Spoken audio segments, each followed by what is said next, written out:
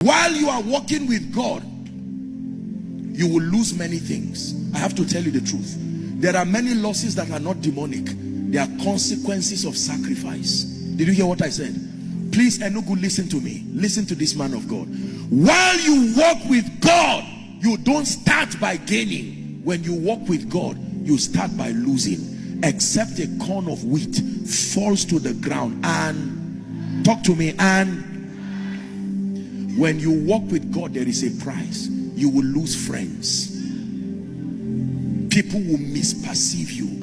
That is the price. You will start by losing a lot, to a point you will be stripped of everything that makes you confident in yourself, so that your confidence becomes him. When he strips you that much, it is also a measure of the weight of glory. Now let me tell you this. There is a compensation system at the end of the journey. Don't feel cheated.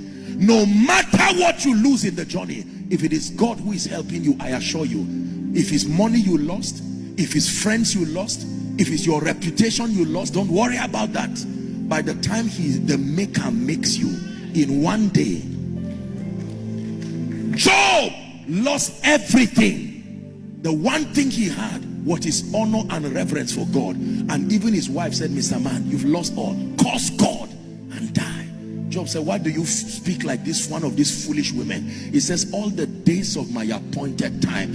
I don't know if I would have had the kind of stamina to wait like Job. Not when, after losing my children, my estate, and then my health, maybe I would have cursed God one day to say, God, you know what? I don't trust you. Kill me if you want to, but not Job. He said, I know my Redeemer liveth. To the point that 3 men came together, and the Bible said they sat down for 1 week. They were looking at Job. Do you know what it means to sit near a sick person for 1 week and you can't talk to the person? How did you reduce like this? What kind of attack came on your ministry?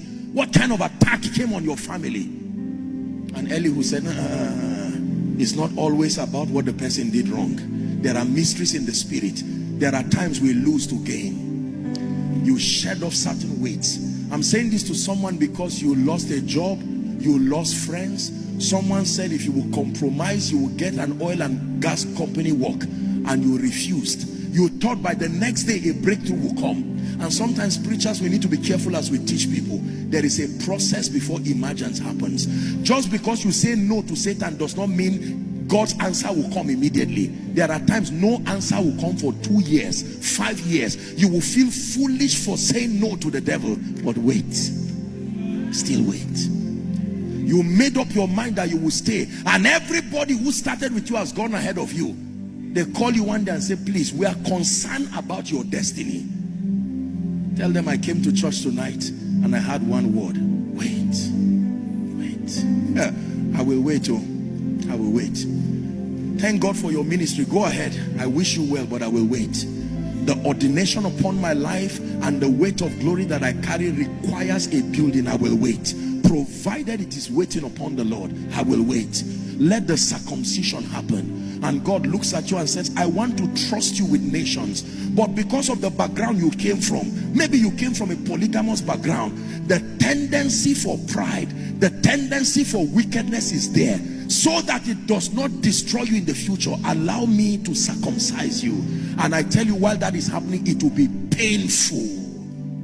Waiting is the hardest thing I know for a believer, because you wait in the silence of God.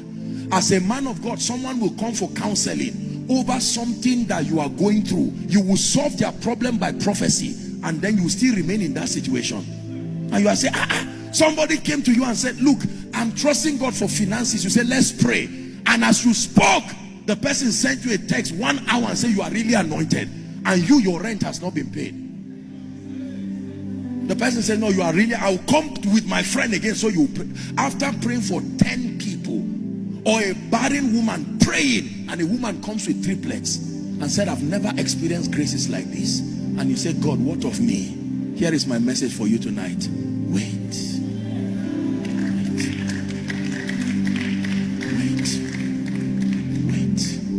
Some of you are, I'm wrapping up now.